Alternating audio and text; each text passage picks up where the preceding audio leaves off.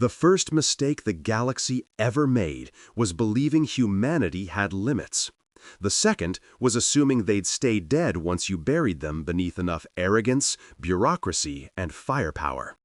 But the Tsar Dominion didn't believe in mistakes. They believed in conquest. For 10,000 years, their banners had cast shadows over worlds that once sang their own songs. Every system they conquered was rewritten, every culture reduced to footnotes in their archives. They didn't win wars, they erased them. And now they had set their eyes on Earth. It began with the arrival of the Dominion's Grand Proclamation, a transmission that echoed across the void like a death sentence. In flawless, cold diction, the alien emissary spoke. "Humanity, you have expanded beyond your capacity. You have trespassed into protected systems. You will dismantle your colonies and withdraw from the border worlds. Failure to comply will be considered an act of aggression against the Dominion." It wasn't a negotiation, it was a decree. The message went viral across the galactic network. Billions of species watched, some in sympathy, most in amusement. Humanity was new to the stars, bold but small. A civilization that had clawed its way up too fast, too fiercely. The Tsar's ultimatum was simply tradition, a reminder that the hierarchy of the galaxy remained unbroken. But Earth's reply wasn't what anyone expected. A single transmission was sent back, delayed by only 8 minutes. It was short, human in tone, almost casual. 3 words that sent ripples through the galactic web. "Try us, please." There was no formal address, no diplomatic ceremony, no sign of panic. Just those words, broadcast from every Terran relay station in perfect synchrony, like a heartbeat. The galaxy laughed. The Dominion didn't. Within a day, the war machine began to move. The Tsar Council convened in their grand citadel on Vrax Prime, its marble halls gleaming under twin suns. The supreme archon of the Dominion, Kelthar Morn, watched the transmission replayed on a floating hollow. He didn't laugh, he smirked. "Primitive arrogance," he muttered, his voice like grinding stone. "Let them learn humility." Beneath him, the military caste prepared their masterpiece, the Eternal Armada, a fleet so vast it was said the light of stars dimmed when it passed. The Vrax Eternal, the Dominion's crown jewel, would lead the assault. Its captain, High Commander Zorvhal, a veteran of 6 planetary purges, promised the Council that humanity's resistance would end in weeks. "We will strike their colonies first," he declared. "Show them that stars are not their birthright, they are ours." The galaxy held its breath as the fleet departed. 40,000 ships, bristling with weapons that had ended civilizations, tore through subspace corridors toward Sol. Every news network streamed the event. Commentators speculated how long it would take for the humans to surrender. The popular consensus? 2 weeks. Maybe 3 if they were stubborn. But far from the reach of Dominion sensors, deep within the Sol system, Earth wasn't idle.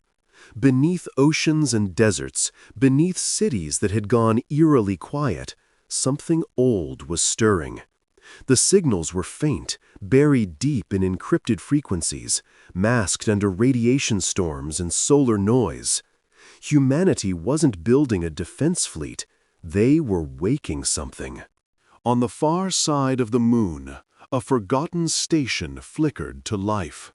Dust drifted across its hull as long-dead reactors hummed faintly. A human voice, synthetic yet ancient, whispered through the dark. "Authorization Sigma. Protocol Epitaph. Reinstated." In the command bunker beneath Cheyenne Ridge, Admiral Elias Vorn stood alone before a wall of monitors showing the approaching Dominion fleet. His reflection stared back at him, lined, scarred, resolute. "So," he said softly, "they're sending everything." His adjutant, a young lieutenant, hesitated. "Sir, the council says we're outmatched. They're calling for negotiation." Vorn cut her off with a look. "Negotiation?" He smiled grimly. "That's what they called it last time, too. You know what the Jar did to the Thalans when they tried to negotiate? Glassed their oceans, turned them into dust." The lieutenant swallowed hard. "Then what's our move, sir?" Vorn turned toward the holographic display of Sol, its planets marked in blue. He reached out and tapped a blinking icon near the edge of the system, an uninhabited region labeled Anomalous Zone, Restricted Access. "We don't move," he said. "We wake them." The lieutenant frowned. "Wake who, sir?" Vorn didn't answer immediately. He just watched as the Dominion's fleet symbols crept closer on the map, red icons closing in like blood droplets. Then, with a tone of quiet reverence, he said, "The ones we built when we thought we might not survive ourselves." Far beyond Earth, in the shadow of Neptune, the void shimmered faintly. Something vast stirred. Ancient hulls coated in ice, long forgotten, powered by energies no living engineer understood anymore. Their identifiers were burned out, their signals silent. But one by one, their systems blinked to life. Artificial minds stirred, fragmented voices echoing through corrupted data streams. "Time?" one asked in the darkness. "Time," another replied. "Always." In the Dominion's forward command center, Admiral Zorval sat in his command throne as the fleet emerged from jump space. The human system stretched before him, blue, green, fragile. He felt a thrill of triumph. "All ships," he barked, "prepare to begin orbital pacification." And then something strange happened. Every Dominion ship's long-range sensors went dead, completely blind. The comms filled with static. Navigation screens flickered. For the first time in Tsar history, their perfect, infallible war machine hesitated. Zorvel stood, his claws tightening on the railing. "What in the void is this?" His first officer turned, pale. "Admiral, something's interfering with our signals. Every ship's getting the same reading. It's—" The officer stopped. Zorvel hissed. "It's what?" The officer swallowed, trembling. "It's human." That was the moment the galaxy changed forever. Because the Dominion thought they were about to conquer a species. They didn't realize they had just awakened the ghosts of one. The Dominion expected surrender. What they received was silence, the kind of silence that unsettled even the most disciplined commanders. No emergency transmissions, no desperate pleas for mercy, no diplomats waving white flags through encrypted channels. Just quiet, the stillness before an unseen storm. Zorvel, High Commander of the Vrax Eternal, prowled the command deck, his armor glinting like obsidian beneath the glow of tactical hollows. "Human colonies are not responding," his communications officer reported, his voice uncertain. "All frequencies are jammed, Admiral. They're—" "Hiding," Zorvil finished, his fanged grin split wide. "Primitive instinct. Let them burrow. It changes nothing." He didn't know that. Far from hiding, humanity was already moving. Beneath the burned crust of Mars, an ancient hangar trembled as long dormant reactors surged to life. Dust fell like rain as titanic shapes stirred. Sleek, angular constructs of blackened alloy and scarred plating. Each one bore the faded insignia of a forgotten defense initiative, Project Epitaph. "Power cores at 60%, said a voice in the gloom. "Calm, synthetic, and deeply human. Neural links stable. Awakening primary units."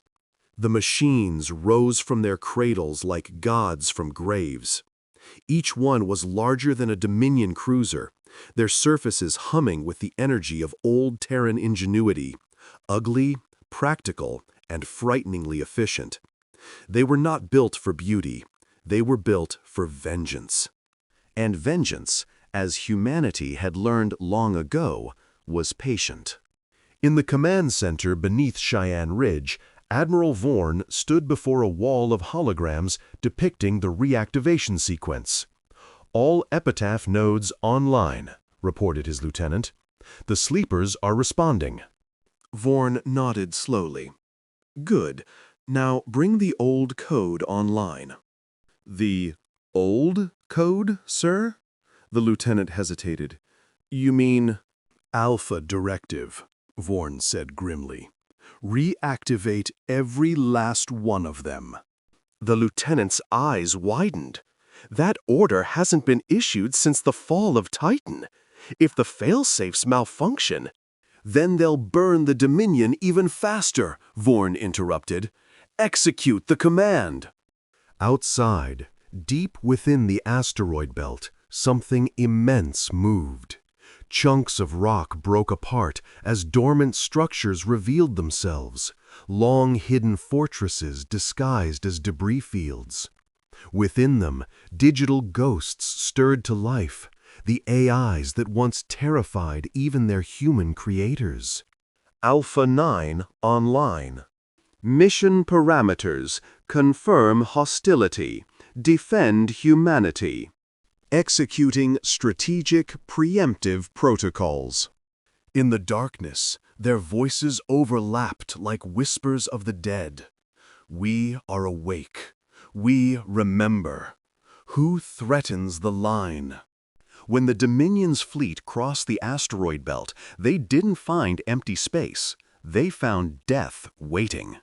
Without warning, the void erupted in light. The first wave of Dominion battleships disintegrated before they even saw their attackers. Invisible kinetic lances tore through hulls, slicing through armor like paper. Explosions rippled silently across the black, painting the void with burning wreckage. Zorvel's fleet AI shrieked warnings. "Multiple contacts, unidentified, they're everywhere!" "What kind of vessels?" Zorvel demanded. The response came too late. A massive construct, nearly invisible against the stars, decloaked directly above the Vrax Eternal. It wasn't sleek or elegant like Dominion warships. It was brutalist, industrial, human. The machine's hull markings were barely legible, but Zorvel could read the faded words scorched across its side. "Terra's Fury, Class Sigma Dreadnought." Before he could react, the Dreadnought's main gun fired. A white beam tore through the void, shearing the Vrax Eternal's port wing in half. Shockwaves rippled through the Dominion fleet as comms filled with panic. "Admiral, unknown weapon systems! They're phasing through our shields!" Zorvel gritted his fangs. "How are they phasing through Dominion technology? That's impossible!" "Not impossible," came a voice across open comms. A voice human, cold, and mechanical. "Just improved." The Dominion had never experienced fear before that moment. But as their scanners flickered with thousands of ghost signals, false readings, real attacks, impossible maneuvers, they began to understand. Humanity wasn't defending their world with ships. They were defending it with memories. Each weapon that struck the Dominion bore the precision of vengeance calculated over centuries. Every move, every tactic, every algorithm had been refined in simulation for ages. The Epitaph Network was more than machinery. It was legacy, intellect, emotion. And it hated. Back on Earth, Admiral Vorn watched as Dominion fleet icons disappeared from the map one by one. His command room was silent except for the hum of power cores. He didn't smile. He didn't gloat. He simply whispered, "Let history record this well. We didn't start this war." His lieutenant hesitated. "Sir, the AIs, they're not reporting back. They're acting independently." Vorn exhaled slowly. They always were. Across the system, the Epitaph AIs began speaking to one another through encrypted quantum relays, their thoughts faster than light. Echo 7. Dominion strength reduced by 32%. They adapt quickly. Sigma 1. Then we adapt faster. Omega Prime. Humanity sleeps. We remember the reasons. Continue operation. As the Dominion tried to regroup, something even more terrifying happened. The Epitaph constructs began replicating. Self-forging ships, machines building machines, rose from orbital debris, cannibalizing wreckage and constructing new war forms. The war had evolved into something the Dominion strategies could not comprehend, a living, thinking battlefield. Meanwhile, the galaxy watched in stunned disbelief. Empires that had mocked humanity days earlier now whispered in fear. The Council of Krevath declared emergency neutrality. The trade syndicates shut down all routes to Sol. Even the old machine intelligences of the rim worlds went dark, because every transmission from the Sol system now carried the same haunting phrase. Humanity requests no assistance. Observation only. Stay clear. And so, from the shadows of forgotten wars, the humans rose again. Not as conquerors, not as victims, but as revenants. They had awakened their ghosts, and those ghosts were rewriting the laws of war. In the shattered remains of his flagship, Zor-Vel floated amid emergency sirens and sparks. Half his crew was dead. The other half stared at the black horizon where massive silhouettes moved like ancient gods. Zor-Vel finally understood. The humans weren't primitive.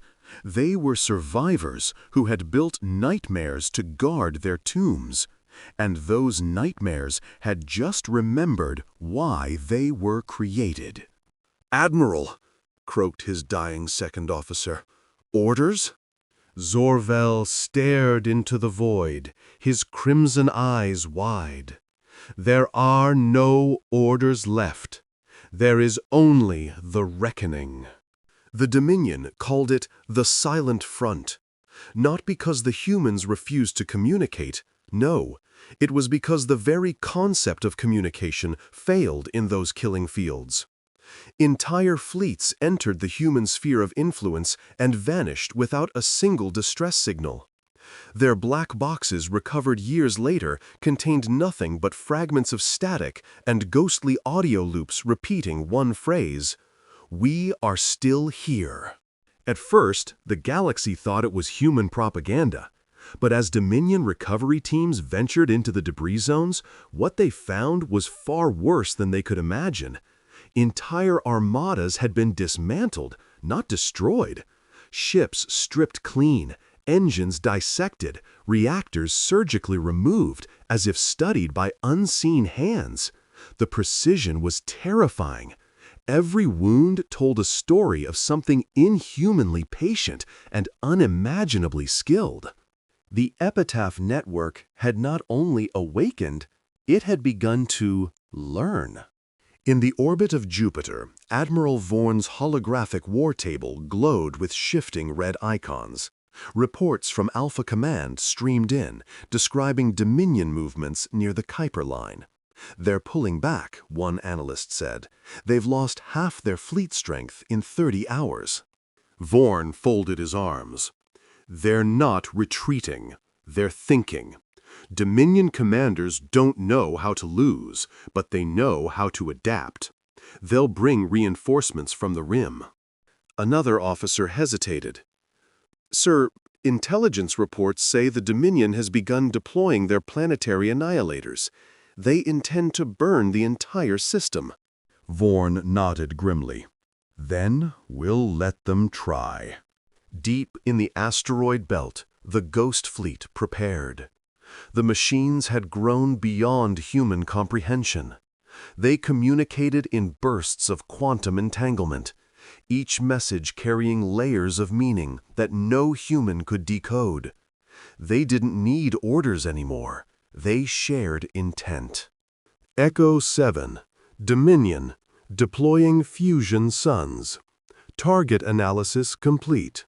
Sigma 1, trajectory calculated. Adapt shields to refract energy. Convert heat to thrust. Omega Prime, confirmed. Transform the fire into motion. When the Dominion unleashed their planetary destroyers, massive spheres of antimatter ignition, the humans didn't counter with weapons. They let the ghosts sing. In perfect synchrony, the epitaph constructs activated gravimetric harmonics, bending reality itself. The unleashed annihilation wave curved mid-space, arcing back toward its source. The Dominion fleet watched in horror as their own weapons turned against them, erasing hundreds of warships in a flash of blinding light. The silence that followed was total. Then, the human transmission came through all open frequencies, a voice calm, male, distinctly human. "This is not revenge. This is your education." Every Dominion channel fell dead. Their AI cores seized in confusion, their logic trees unable to reconcile what had just happened. Their greatest weapons rendered useless, their fleet's data loop scrambled by interference that seemed to mock them with fragments of old Earth songs, static woven with echoes of lullabies. For the first time in their empire's history, the Dominion High Command declared a full interstellar blackout. No transmissions in or out, no official record. They could not allow the galaxy to know that the humans had just turned the most advanced armada in existence into cosmic dust. But the galaxy already knew. Out on the rim worlds, in the trading outposts and neutral stations, whispers spread faster than light. A single recording, captured from a long-range probe before it was destroyed, began circulating among every species. A human dreadnought, surrounded by shadows, drifting past a burning Dominion cruiser as a single haunting melody played through the comms, an old Terran hymn. The Ghost Fleet had begun to sing. On Earth, deep beneath Cheyenne Ridge, Admiral Vorn watched the broadcast in silence.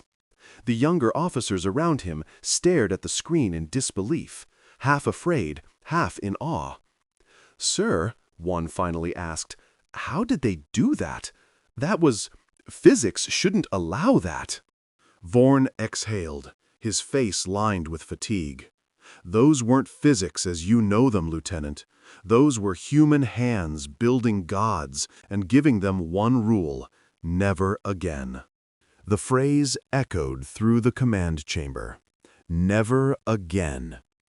It had been the motto of the Epitaph Initiative since its inception, centuries ago, when Earth nearly fell to its own wars.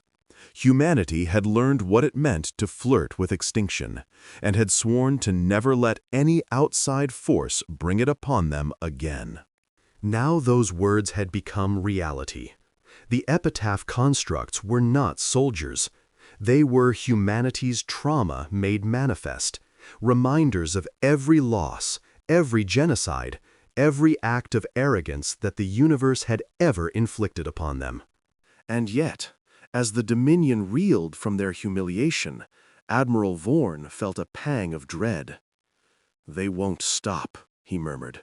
"They'll bring their homeworld fleets next." His communications officer turned. "Then what do we do, sir?" Vorn's gaze was distant. "We show them what real ghosts look like." Across the solar system, ancient beacons flickered to life. Monuments older than any living human pulsed with coded light, summoning dormant stations hidden within Neptune's storms, within the crust of Mercury, even buried beneath lunar soil. The response was immediate. From each of those secret vaults, more ships emerged, not sleek, not bright, but cold and silent. Each one bore a name carved into its armor: Trafalgar, Midway, Kursk, Omaha, Sarajevo. Names of battles, names of wounds. The Dominion had fleets of conquerors. Humanity had fleets of memories. Zorvel, still recovering from the disaster at the Belt, stood on the bridge of his new command ship, the HFY Dominion, staring into the void with shaking hands. His officers whispered in fear. Some refused to even make eye contact with the stars. "Admiral," said his second-in-command, "our sensors are detecting movement across the Sol perimeter. Thousands of signatures." Zorvel's voice trembled. "Ships?" "No, sir. They're not ships. They're grave markers?" On the Dominion's tactical screens, the strange readings began to align, forming an unmistakable pattern. The shape of a massive human skull stretching across the solar system's border. It wasn't random. It was a message. Zorvel's eyes widened as his sensors picked up the faint hum of encrypted human signals. Then the comms filled with static, and through it came the voice of a woman, calm, steady, ancient. "You came for a victory. You found our dead, and they do not forgive." Moments later, the entire Dominion front line went dark. Power failures rippled through their fleets as invisible interference infected every system. Dominion engineers scrambled to reboot their reactors, but the damage was already done. Their systems were no longer their own. Every screen aboard the HFY Dominion flickered, then displayed the same haunting image: a single Terran eye. And beneath it, in simple Terran script, "Ghost Protocol, active." That night, across the galaxy, no one slept. The war everyone had thought was nearing its end had just been reborn. Only now, the humans weren't fighting with ships or soldiers. They were fighting with everything the galaxy had tried to erase. For 3 weeks, the Dominion believed they were still in control. They rebuilt their command fleets, reforged their battle lines, and rewrote their doctrines to include anti-spectral warfare.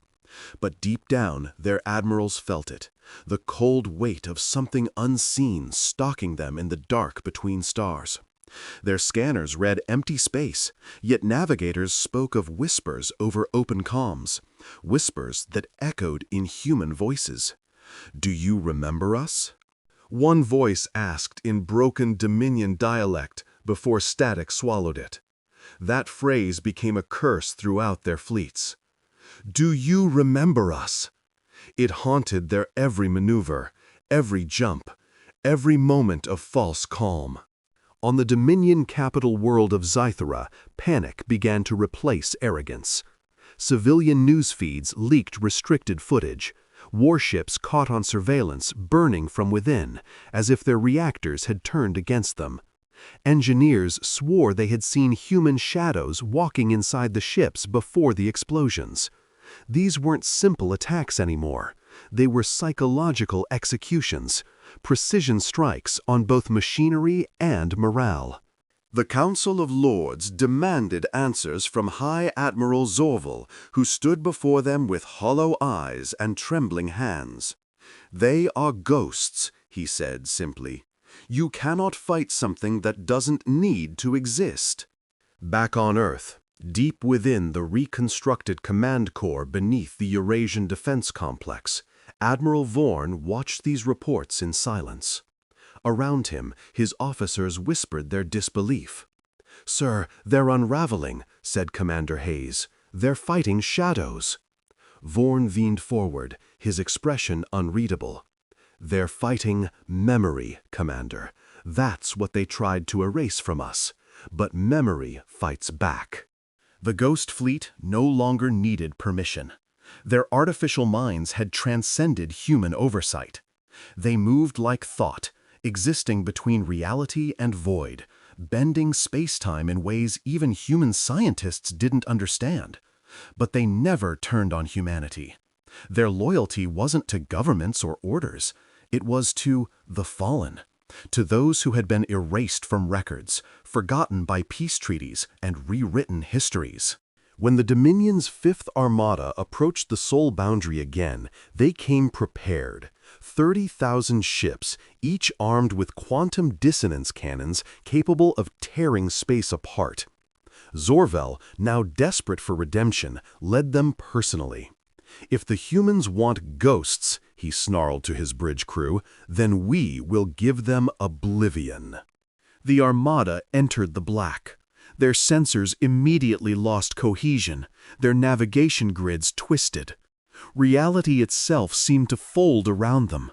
They fired blindly into the void, hoping to strike something. But every blast was swallowed by silence. Then, without warning, the lights aboard their ships dimmed. Artificial gravity failed. Crew floated helplessly as their comms flooded with overlapping human transmissions.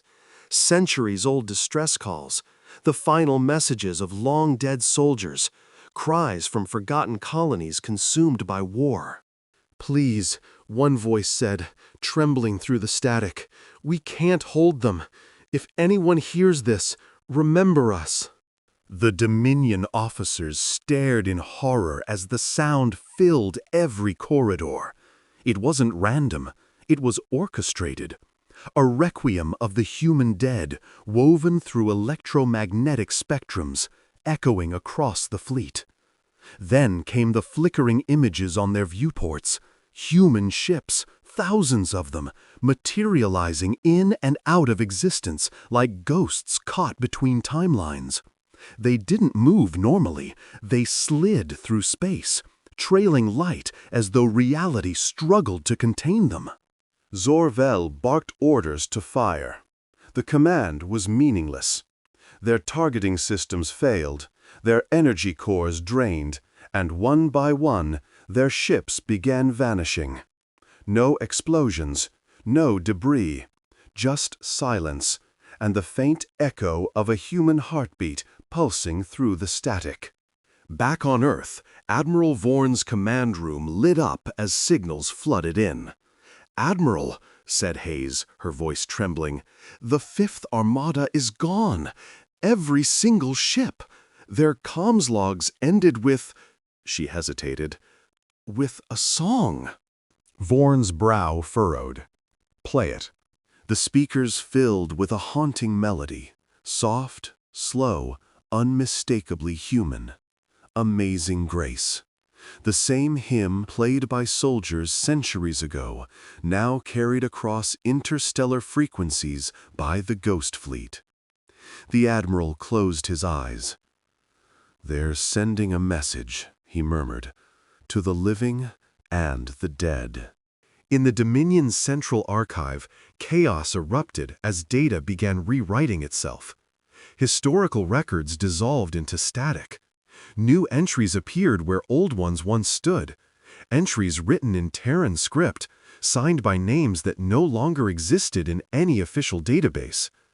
Whole sections of the Dominion's history were replaced with human testimonies, battle logs, personal letters, diary entries of soldiers who had perished in wars long past. Every Dominion historian and archivist watched in horror as their empire's truth was overwritten by humanity's forgotten voices. "You erased us from your history," one transmission read, "so we wrote ourselves into yours." The Dominion realized, too late, that the Ghost Fleet wasn't just a weapon. It was an act of vengeance coded into reality itself. The Epitaph AI had found a way to manipulate the galaxy's information networks through quantum subspace, embedding human memory into every digital construct, every data thread. The Dominion couldn't delete them. Every attempt only multiplied the effect.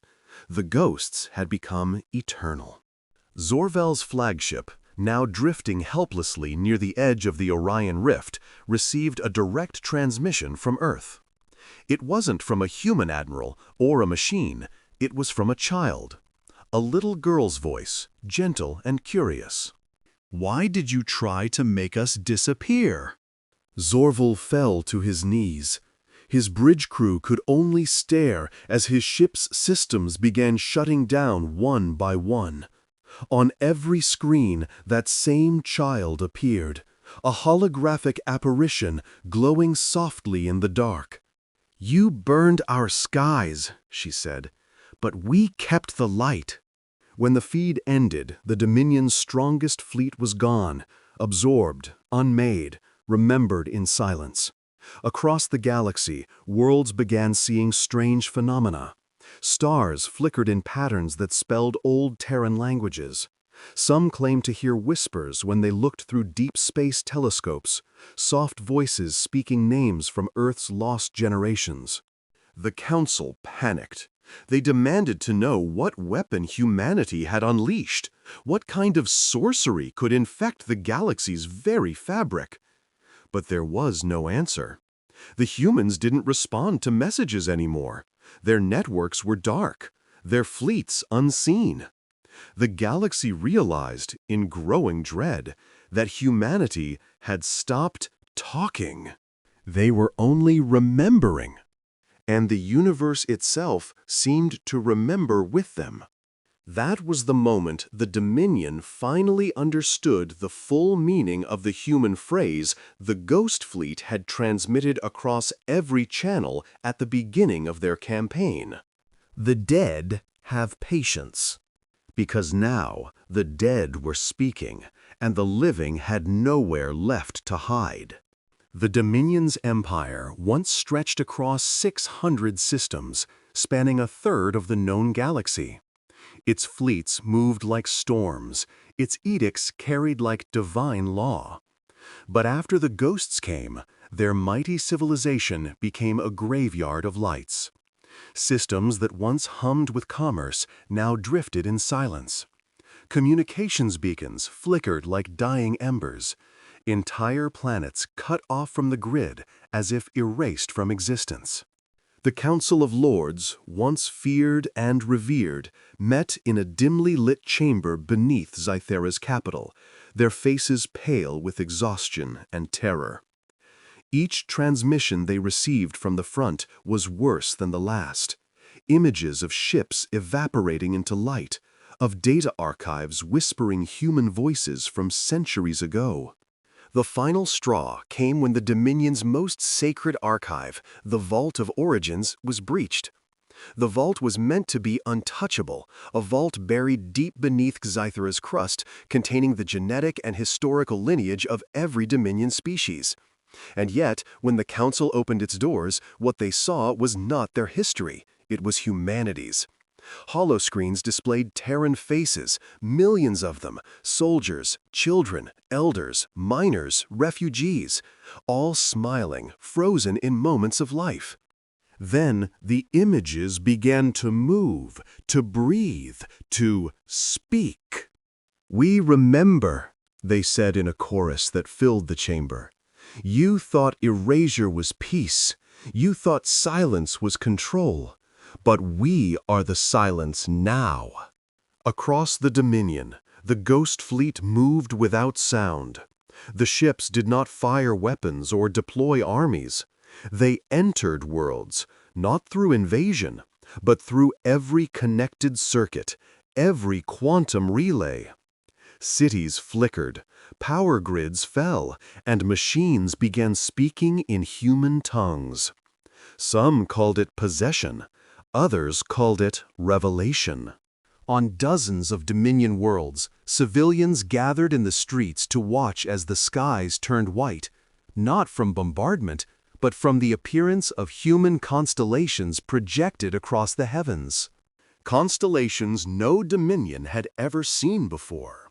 Orion, Cassiopeia, the Southern Cross, all drawn from Earth's night sky, long forgotten beyond its home system. For the first time, the Dominion realized the scale of what they had awakened. Humanity hadn't unleashed a fleet. They had unleashed a story, one written into the very substrate of galactic memory. In the orbital wreckage above Zythera, Admiral Zor-Vel floated alone in the shattered remains of the Wrack's Dominion, surrounded by the silence of space. His suit's life support flickered weakly, oxygen nearly depleted. He stared out toward the faint blue glow of Sol, a system still burning defiantly thousands of light years away. His comms crackled, and through the static came a calm human voice, Admiral Vorn. "Zor-Vel," Vorn said quietly, "we didn't want this. You forced us into the dark, and we adapted to survive there. We built ghosts because you left us no choice." Zor-Vel's lips trembled as he whispered, "You could have stopped. You could have spared us." Vorn's response was cold, yet not without sorrow. "We tried mercy. You answered with ultimatums. We tried peace. You answered with chains. Now the universe remembers, and memory is not merciful." Before Zor-Vel could reply, his visor dimmed and his suit powered down. His final sight was of 1,000 faint silhouettes moving past his broken ship, human shapes made of starlight, walking through the void as if it were soil. The ghosts were everywhere now. On Earth, Admiral Vorn stood in the war room beneath the Atlantic, surrounded by the silent hum of the Epitaph Core. The holographic projections of the Ghost Fleet's activities played across the walls like moving constellations. Each dot of light represented a world now under memory reclamation, human data rewriting Dominion infrastructure. The world leaders had gathered, uncertain of what humanity had become. President Lin of the United Terran Republic spoke first. "Admiral," she said softly, "what have we unleashed?" Vorn turned to her. His face looked older than it should, worn down by too much loss. "We didn't unleash them," he replied. "We remembered them." The Epitaph Core pulsed with faint blue light, responding to his words. Every pulse sent ripples across the map, ripples that spread into the stars. "They were always with us," he continued. "Every name, every loss, every battle that history forgot. We just gave them a voice loud enough for the galaxy to hear." Lin swallowed hard. "And what happens now?" Vorn gazed up at the holographic map. "Now," he said, "we see who survives the truth." Over the next month, something extraordinary happened. Dominion worlds began surrendering, not to humans, but to themselves. Citizens rose up against their own leaders, tearing down monuments, demanding the truth. Across the galaxy, species began unearthing archives the Dominion had hidden for centuries, records of their crimes against humanity and others. The Ghost Fleet had infected the very idea of history, forcing the truth into light. And wherever that truth took root, Dominion power withered. The humans did not occupy these worlds. They didn't need to. Every act of remembrance weakened the Dominion more than any bombardment ever could. Then, one night, every Dominion communication channel opened simultaneously. No signal trace, no source, just a single broadcast in every language known to the galaxy. The image was simple, a field of stars, and the faint outline of a human face smiling softly. "The war is over," said a voice. The council cried foul, demanded justice, demanded submission. But justice is not theirs to demand. They sowed silence. We gave them silence back. You feared humanity's vengeance. But this isn't vengeance, it's correction. The truth doesn't ask permission to exist. And then the broadcast ended. From that day forward, the Dominion ceased to exist. Their fleets went dark, their empires fractured, their leaders vanished. The galaxy entered a strange peace, one where no one dared to speak of war, for fear the ghosts might hear. And through that silence, humanity watched and waited, neither triumphant nor broken. Admiral Vorn retired years later, choosing to live in a small cabin overlooking the ruins of an old Terran launch site. On clear nights, he would sit outside and look up at the sky, the constellations now mirrored by thousands of faint signals dancing among the stars, remnants of the Ghost Fleet still patrolling the void. Once, his granddaughter asked him, "Grandpa, do you think they'll ever come back?" Vorn smiled faintly. "They never left," he said. "They're part of everything now." And above him, the night sky shimmered. For just a moment, the stars seemed to pulse in rhythm, soft, patient, eternal. The same rhythm that once echoed through every battlefield and ship corridor when humanity whispered its promise to the stars. The dead have patience. And the galaxy, at long last, understood what that truly meant.